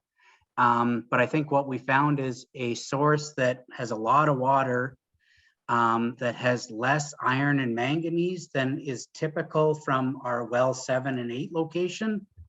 And it has an arsenic issue that we can treat, but the arsenic issue isn't enough to trigger a quality issue either. So I think we're pretty excited about what we found for a water source going through that activity. And certainly it won't have the discoloration that, you know, is prevalent or is seen in Arthur. So assuming we go through the EA process with this and it, you know, everything lines up kind of the way we hope it does, we would be still looking at blending water from wells 7 and 8 to meet the water supply needs for Arthur. Is that correct? Yep, yeah, that's a fair statement, yes. And so would there be enough dilution effect with this water with the lower iron and manganese that further treatment might not be necessary for those other wells? To get rid of that aesthetic issue? I think that's kind of unknown at this point in time. It depends on how probably much water we can draw from this well once we further explore it. But what we're seeing is that it's a very high producing well, and yeah, it would make a big difference. But as far as how that difference would affect the distribution system, it could be contingent on where you are in town, I guess, too, right? Depending on where you're drawing your predominant source from. Right. Okay. I see Corey's popped up. Do you have some comments you'd like to add, Corey? Through you, Mayor Lennox. No, just kind of echo Matt's comments that, you know, in the system, we should definitely see an improvement in water quality with the mixing. We already do see lower levels of, you know, manganese in the distribution system than we do at well 8, which does have the higher manganese because it mixes with well 7, and vice versa with the iron at well 7. It's higher levels there and on the raw water than in our distribution system where it mixes with well 8. So I think a lot of it will depend on kind of where the limit is set, which will be at the raw source and not in the distribution system, but definite improvement in water quality will be seen at all the taps. Okay. And just one last question, and that is, you know, I know we have to go through the EA process and that takes a fair bit of time, but how long from where we are today to where that we could potentially use that location as a water source in our distribution system? Matt? Yeah, through you, Mayor Lennox. I would say, you know, 3 to 7 years is what we're still looking at. If things kind of start moving forward, there's lots of work that needs to be done to get us there, but kind of a 3 to 7 year time frame probably makes a lot of sense. Okay, thank you. Steve, go ahead. Yeah, sorry, and I don't mean to catch you off guard, Matt or Corey, and through you, Mayor. So 3 to 7 years out, and we have, I guess, a water tower perhaps on the build in the future. Can we use that well, or can we go next to that well as a possible location for a water tower up there? Or how does that play out with the EA and with bringing this well on? Go ahead, Matt. Yep. Yeah. Through you, Mayor Lennox, to Councillor McCabe. I think in a perfect world, the well going right next to the water tower probably makes a lot of sense, but I think we're still working through exactly what that would look like. But certainly where the report that's before you, the well was dug is kind of what's always been envisioned for the water tower in Arthur. So yeah, we've still got to work through some of those details maybe though, Councillor McCabe. Great, thank you. Thank you. Any other questions or comments? Okay, all those in favor? That's carried. Thank you. We'll move on to 6B. This is with regard to the traffic bylaw.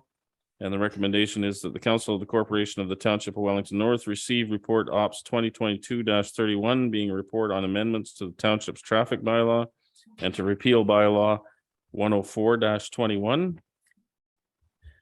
And further, that council approve the housekeeping amendments identified within this report, and further that council authorize the mayor and clerk to sign the bylaw.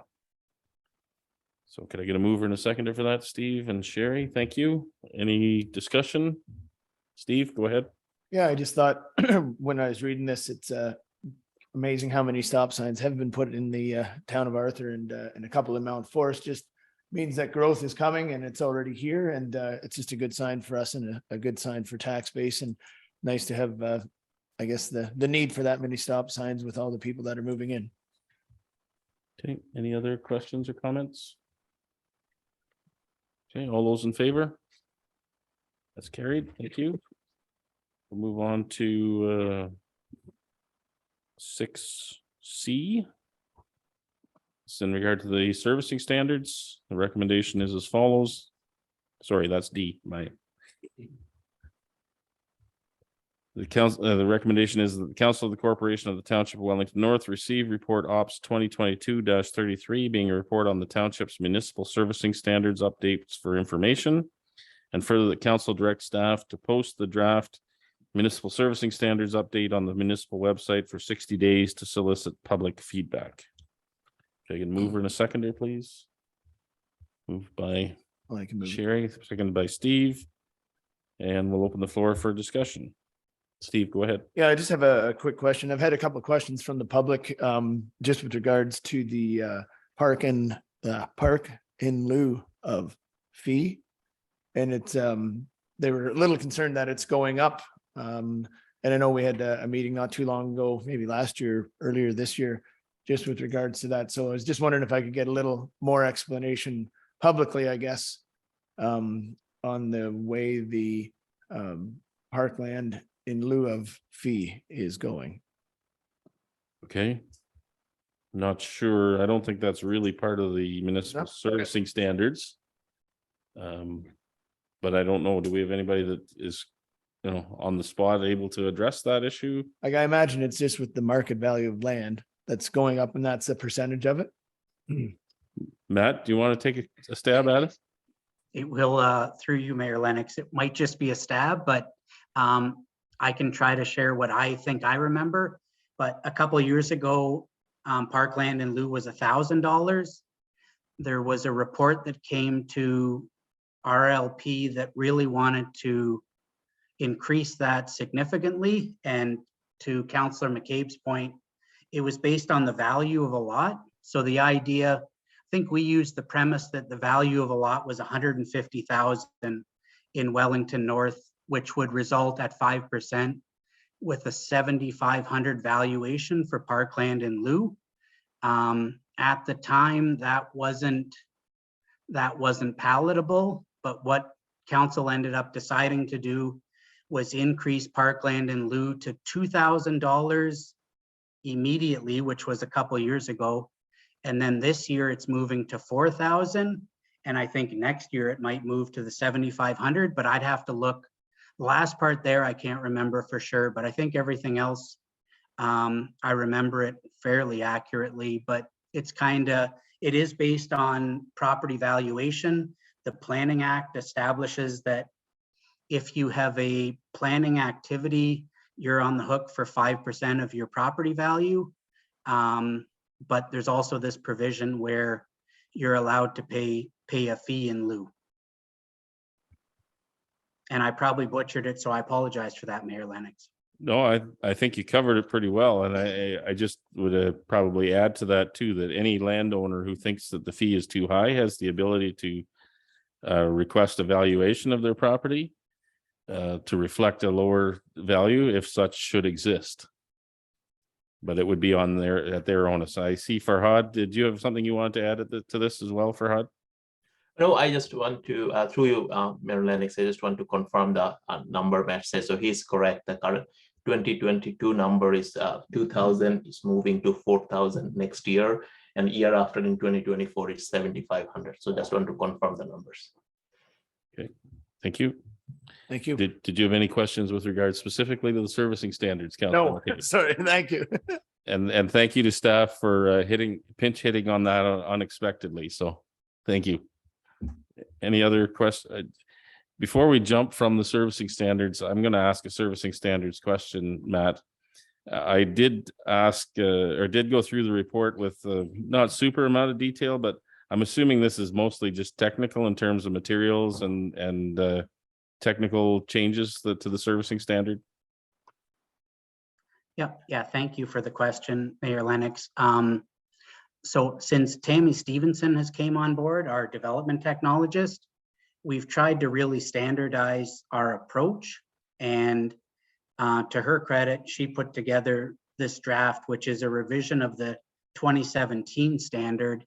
But what it does is provides more clarity to developers of what we're expecting when you develop in Wellington North. So we'll go through the consultation period, and certainly, we're open to hearing consultation, but by and large, this is just a reflection of what our current practices are, and it's trying to publicize it or get it out there. Okay, thank you. Mayor Lennox, just a question with regards to the servicing standards. Has there been any consideration, or are we waiting to hear back from the public pertaining to more trees, not just where and the depth and things that they should be planted, but integrating more trees into developments, and maybe also some type of plan so that when developments come in, that they don't cut down all the mature trees? Okay. Matt, can you help us with that one? Yeah, through you, Mayor Lennox, and apologies to Councillor Burke. I understand the question. I don't have a good response at this time, unfortunately, but it's something certainly I've heard, and I know some of my staff are on the phone that'll help me remember and work through that. I'm not sure though. I don't know the answer. But I don't think this revision anticipates any changes in terms of tree requirements for new developments at this particular moment in time, correct? Correct. Yeah. And I think what Councillor Burke is getting at is there's a desire among certainly significant elements of the community around a greater number of trees. And we're always struggling with the balance between having trees in our urban setting and also not interfering with the multiple services that exist in the road allowances. And I believe new developments do require trees for every certain distance. I forget the distance myself on new greenfield type developments. And I think Councillor Burke, although it's not directly related to servicing standards, I think what you're talking about is a tree saving bylaw in terms of the mature trees piece.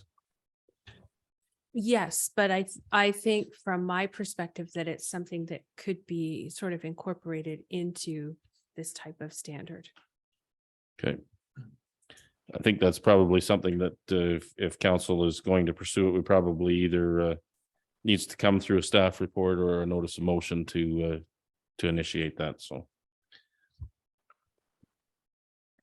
any other questions or comments with regard to the update to the servicing standards? No. Okay, all those in favor? It's carried. Thank you. We'll move to 7A then. This is the report with regard to Bill 23. And the recommendation is the Council of the Corporation of the Township of Wellington North receive for information report CAO 2022-005 being an update on the More Homes Built Faster Act 2022, which is known as Bill 23. Can I get a mover and a seconder for that? Moved by Steve, seconded by Penny. Thank you. And we'll open the floor for any discussion on that one. Steve? Yeah, I think there's a lot of discussion on this. I know we heard from Jennifer Stevens as well with the Conservation Authority Act and the changing mandates from 36 mandates or messages to one. But I had a question just, well, there's a lot of questions, but for the landowners, right, it says they'll be able to have 3 residential units per lot without the need for zoning bylaw amendment. Is that just in urban or is that in rural as well? And sorry, I should.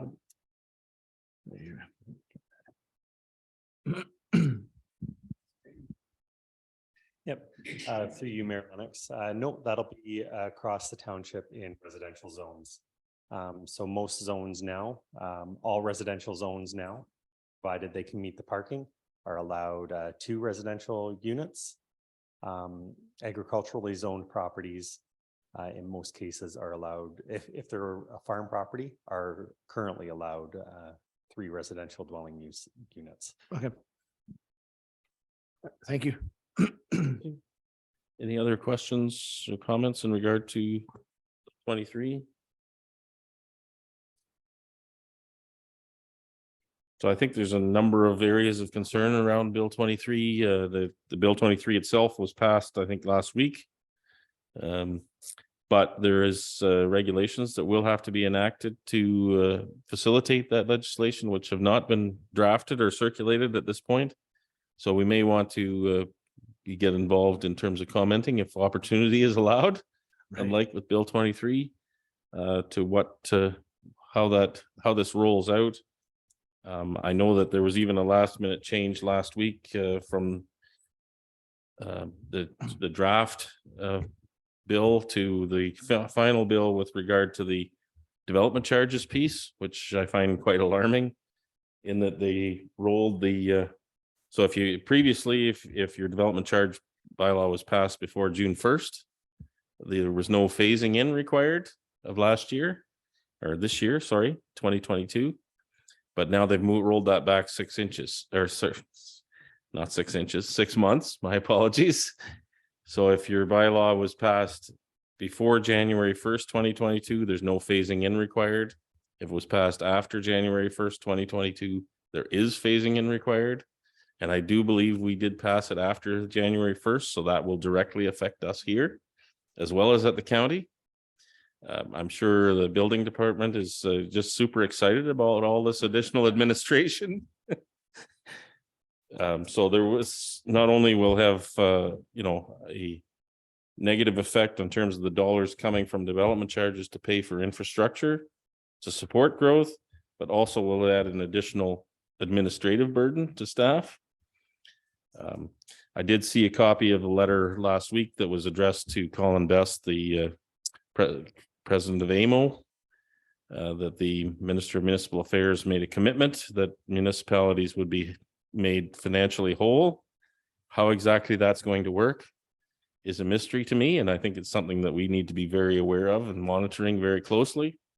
But I think the potential here is that if we don't have the resources through development charges to build infrastructure to facilitate growth, we may have to say, we don't have the money to facilitate growth. And that kind of flies in the face of this whole purpose of the process is to get more homes built faster. So I think we've got a lot of work to do with our provincial partners. And hopefully there's a bit more dialogue going forward to be able to build more homes faster for people in Ontario to live. There, I said a whole lot. Anybody else have questions or comments? Don't think you I think you pretty much nailed it. Scares the hell out of me. Yeah, I think we need to stay tuned. I know that I'm intending to go to Roma. I'm sure this will be a major source of discussion at the Roma convention. And I'm sure at the ABLE convention by the time we get to August as well. So I think we as municipalities have a important role to play in terms of advocating for what we need. And I'll also look at it through a lens of this is, to me, a lot of this legislation is aimed at the regions around, regional municipalities around Toronto, Peel, York, Durham, Hamilton, even Waterloo region, which is a little bit removed, where water and wastewater infrastructure exists at the region level, not at the local level. And they're asking us to put 60% of our DCs on water and wastewater, either spend it or allocate it. I don't know how we do that. So I think there's a lot of questions yet to be answered, and unfortunately, it's going to make our lives more complicated. So, anything else? Okay, thanks for the report, Brooke, and I'm sure we'll be having more reports on this topic. All those in favor of accepting the recommendation? Opposed? That's carried. Thank you. I want to be specific. This is just the recommendation of receiving the report. Oh, okay. We're not endorsing Bill 23. Okay, we'll move to 7B, and this is the committee appointments. And before we read this, I'm not even going to read these recommendations. Let's go through them and let's fill in the blanks as much as we can. I think if anybody has, I think everybody has a chance to look through them. I think the intent that I was recommending was, to try to stay status quo as much as possible. And with Penny substituting for some of Dan's appointments. If anybody has anything that they don't wish to continue with that they were doing before, please speak up now. Or, and Penny, if there's things that you want to be involved in that aren't identified in that list, let's talk about that as well. Okay, I think I'm happy. I think I have enough on my plate with what's here, but thank you. Okay, so then let's just start going through it. First one on the list here is the Cultural Roundtable. Now I know Lisa was doing that and kind of wanted off of that. Is that all right for you to take that on as the official appointee for the Cultural Roundtable, Penny? Yes. Okay. Do you want to look at rec too? Sorry. Yeah, let's just do it by the list here, if you don't mind, so I don't lose track. Yeah, no, sorry, that's okay. Next one is the Mount Forest Chamber of Commerce. Now Lisa was doing that. And I think she was kind of wanting out of it.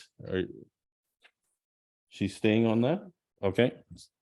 So is everybody good with that? Yep. Okay. Do you have an updated list here for me? Sorry, that's what I was looking at, Mayor. Sorry. Yeah. Okay, well, maybe this is the easier way to do it then. We'll start with the Rec, Parks and Leisure. So this would be a straight substitution for Penny for Dan previously. I'm fine with it. Okay, everybody else is. I'm fine with that. Cultural Roundtable would be Penny, as we just discussed. The Mount Forest Chamber of Commerce, Lisa would stay on at this point. Same with the Arthur Chamber. The Wellington County Farm Safety Committee. Steve, it has you down, but I know we haven't been a major participant. There's a couple meetings every once in a while that I go to, so yeah, I can stay on. And most recently did a farm safety day actually in Southgate, but it was in October, so yeah, I'm fine with that. Okay. Mount Forest BIA, Councillor Burke. Okay, John Fruin, we're still confirming him. He's confirmed, so we're good to go with that one. Alan Rothwell for the source water. Ed Ponowitz, I did speak with Dave Turton from Minto, and that's he's, for those of you who don't know him, he has experience as a building official. So he has quite a bit of knowledge around the development process. Darren probably knows him fairly well. So their thinking was that with his background experience on the development side, he'd be an excellent candidate for the Conservation Authority. And I agreed with Mayor Turton that we would try to support that with your indulgence, of course, for both of those applications. Grand River Conservation Authority, I think you saw the letter from Bruce Whale wishing to step down and recommending Lisa for that. I think it's really important that we have people that have municipal experience. And I think Lisa's agricultural experience also is extremely valuable, especially in the light of Bill 23 and what implications that has for conservation authorities. And then that's why I was twisting Steve's arm to stay on at SVCA, because I think that experience will be really invaluable to us. Yep. Because some of those things that conservation authorities have done for us, there's some question as to whether the conservation authorities will continue to do them or whether we at the municipality will have to take on some of these goals. So I think a good understanding of both sides of the table will be valuable in going forward. The early on child and family services really had no meetings, so we kind of were suggesting dropping that one at this point. And wellness team and building committee, they're just not dropping the team building, but just the council representation. The Wellington North Health Preventional Recruitment Committee, Steve, you've been involved with that. You would Yep, like to I stay on? was chatting with Allison Armstrong and said I would stay on with council's indulgence, so she was all right with that. Okay. And the hospital board, I see your name listed, Councillor Burke, is that? So you should be aware, though I don't know whether we talked about it here, is there was some discussion among that board that they would try to reduce municipal involvement. So I don't think that's not happening right away. But that appointment is in some limbo long term.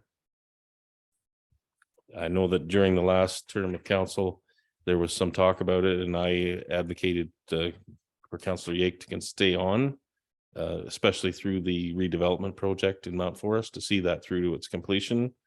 But my understanding of the board has not had a chance to revisit the board governance structure piece yet.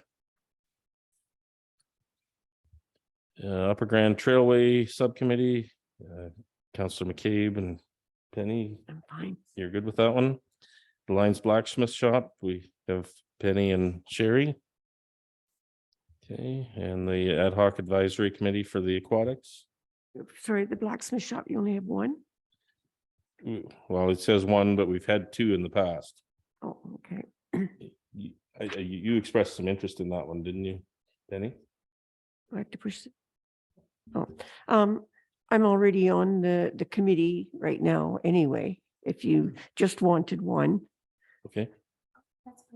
Okay, so Councillor Burke will be the council representative and you will just be the regular participating member. Right. Penny can help me out if I am not able to make a meeting then.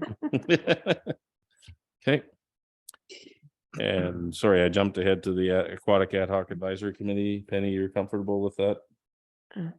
I think so. Okay. I'll learn. I think that one will develop as time goes on too, as we get more clarity around some of that. Wellington North Power. My recommendation is that based on recommendation coming out of the Ontario Energy Board, they're recommending that the boards be made up of a majority of independent board members as opposed to the shareholder. So we've had 3 and 2. I'm suggesting going to 2 and 3. So it would be myself on that board and our CAO. And then we'll see how we do with board member recruiting to fill the other positions. And that's December 12th. They have to have their application in. Yep. There's no recommendation tonight or this afternoon to actually do the appointment to the Wellington North Power Board. Okay. Yep. Yeah, I just wanted to make sure I explained where that was, why that was set up the way it was. Committee of Adjustment, well, I think we already did that one. Property standards. So Steve, you were on that. Yep, I'm still good with that. And we have James Craig, Bonnie McDougall, Kim McKenzie, and is Tim Noonan's a question mark or Tim wants off? Tim has didn't want to continue, so we need. Need to recruit a community member. But we can go ahead and make the other appointments of the others. Okay, the Safe Communities, I don't have anybody for that. Oh, Brooke. Very good. Thanks, Brooke. Fireworks Committee, Councillor Burke, you're prepared to continue with that in our EDO? And then the Joint Compliance Audit Committee is already established.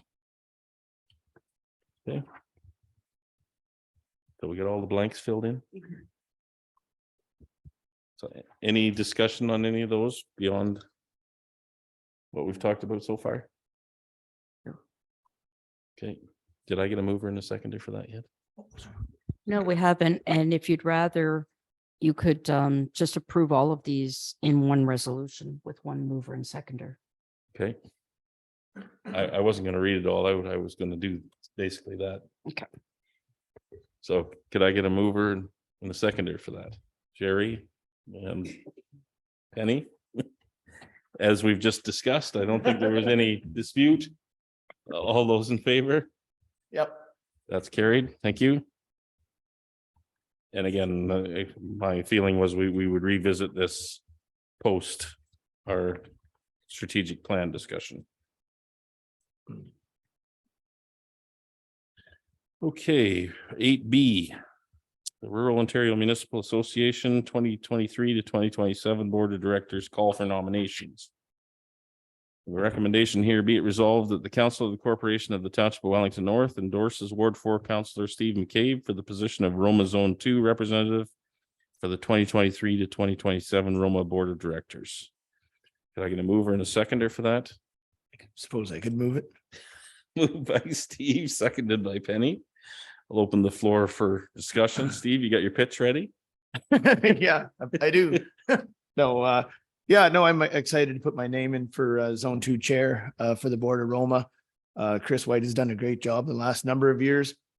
And I think we need someone still from Wellington County, and my background of being on council for the last 8 years, 2 terms, and having dealt with a lot of the townships in the northern end of Zone 2 through the SVCA and through outside of council, working with various agricultural boards throughout Ontario. I've got a good idea of what's going on in all of the counties, and have lined up some support out of Perth County and Southgate and Minto, working on the others, and finally have hopefully a good connection at the region of Waterloo as well. So hoping to get some support for that down at the Roma meeting. So look forward to that. And hopefully I can get your support at this table before I go forward. Okay. Any questions or comments? Sherry? Yes, I'm happy to support Councillor McCabe's nomination. I guess my question to you, Councillor McCabe, would be what kind of time commitment will this take away from your duties for Wellington North? Well, I will always continue to advocate for Wellington North at the Roma table, whether I'm on the board or not, but it's about 11 meetings a year. And they're about 2 to 3 hours every I believe it's on Tuesdays, I think, if I remember correctly. So should be shouldn't have any problems with my time here on Wellington North Council, and I will be able to do this position as well. Thank you. Any other questions or comments? Steve, I'd like to thank you for just putting your name forward. I think if you're able to be successful on this, I think you will do our municipality credit and being at the table, I think is really valuable for our municipality and our area. And so thank you for putting your name forward. I fully support this recommendation and look forward to supporting you at the Roma convention in January. Great. Thank you very much. I agree. All those in favor? That's carried. Thank you. So we're on to notice of motion. Anybody have notice of motion this afternoon? Seeing none, we'll move to community group meeting program report. And since we've all just been appointed to all these things, we probably don't have a lot to report, but I just want to comment on the Christmas parade in Mount Forest. Unfortunately, I missed the one in Arthur, but I understand the turnout was exceptional. And it certainly seemed to be a good crowd and good participation in Mount Forest. And thanks to all the council for participating in that, and for staff and supporting the decorating the truck for our use. So Sherry, did you have something? Yeah, I just wanted to touch a little bit on the community garden meeting that was in Mount Forest last week. both myself and Councillor McCabe were there. I was quite impressed with the number of folks that actually turned out to the first meeting. It was overwhelming how many people were there involved. Lots of people that have a wealth of knowledge in gardening. And also want to thank the individual that has put up the piece of property. Al Sharp has put up a piece of property down by, I'm going to say, the Victoria Cross Public School, Acme Ruler type area. So thank you to that for that. They're going to have a follow-up meeting once they get all of the collaborations through the brainstorming that happened that evening in January. So I think I'm also going to be a part of that committee as well. So stay tuned. As I say, they're going to have a meeting in January, and they're looking at this not to just be a few months of the year. They're looking at this opportunity to not just to teach people how to garden, but also education pieces throughout the year, how to preserve, maybe cooking lessons for people that don't necessarily understand, how to prepare vegetables and use all of the harvest so that it doesn't go to waste. Excellent. Is there any anticipated direct role for the municipality in this? Sounds like they found land elsewhere. So They have found land elsewhere, but at this point, I would just say stay tuned. There may be some asks for certain things, but at this point, it was really just a brainstorming session. They had 6 key points that they wanted to talk about, and it was really interesting that the number one area when people left, when they were to ask to put their name on which area they like to be a part of, the leadership had the most Post-it notes, which was amazing because we all know that most of the time people like to take a back seat. So it's really good that there's a lot of enthusiasm at this point. fantastic. Okay. Steve, I might add to that, and thank you for that, Councillor Burke. I think if we can provide a room for them to meet at our facilities, excuse me, I think that's probably one of the first things that we can do as a municipality. But yeah, it was amazing to see. I bet you there would be 60 people at least from the high school, some high school teachers. Obviously, Al Sharp was there. All different age ranges as well. And yeah, it was a great turnout and a great first step as well. Okay. So was there a waiver done for the rental for the room for that event? Do you know? Okay. Okay, Penny, did you have anything you'd like to share with us at this point? No, I just wanted to say, I think it's a fantastic idea. I had wanted to go, but had another commitment, but I fully support the whole idea. I think can't be anything but a win-win situation for the community. Yeah, no, I agree. I had another commitment that night myself, so I wasn't able to attend, but okay, we'll move on to bylaws. Okay. Let's hear. I'm missing something from my.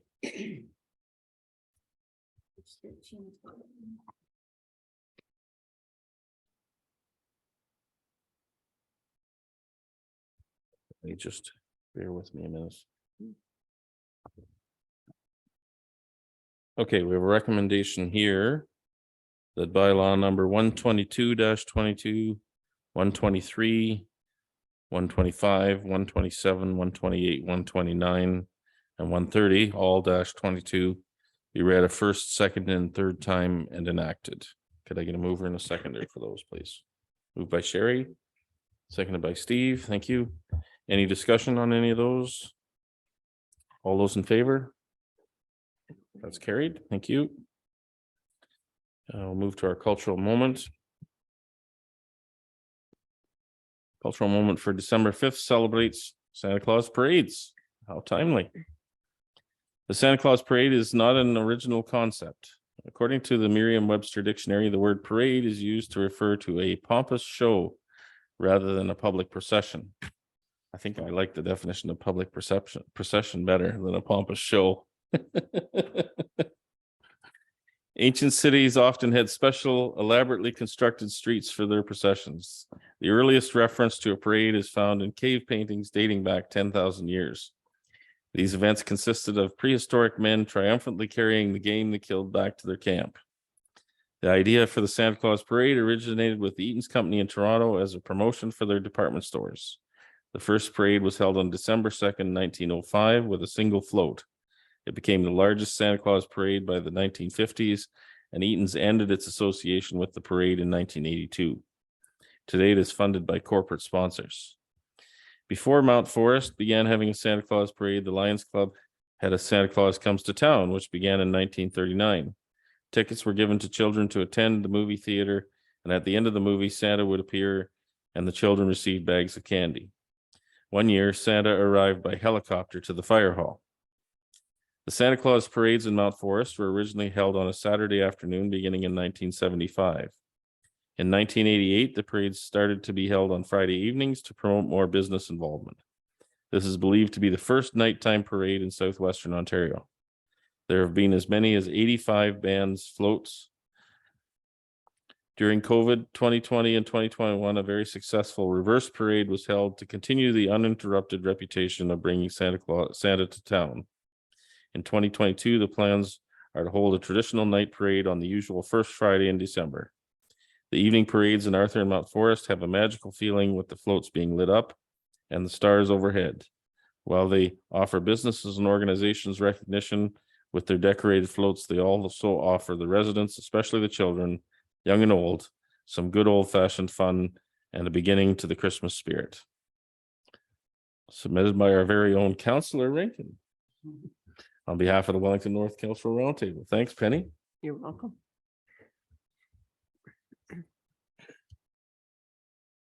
Okay.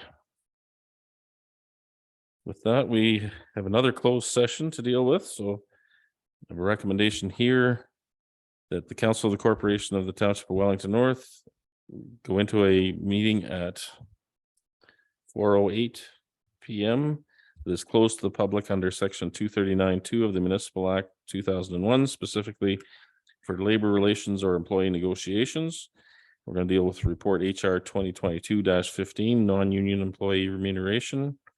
And we'll deal with the closed minutes from November 7th and then rise and report from our closed meeting. So can I get a mover and a seconder to move us into closed, please? Moved by Sherry, seconded by Steve. All those in favor? That's carried. We're in closed. We'll just wait a second here. Well, if anybody needs to refresh a beverage or something. Yes, please.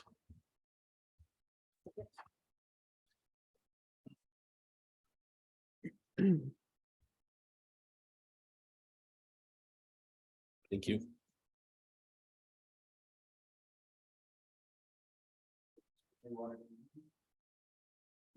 Fine, thanks.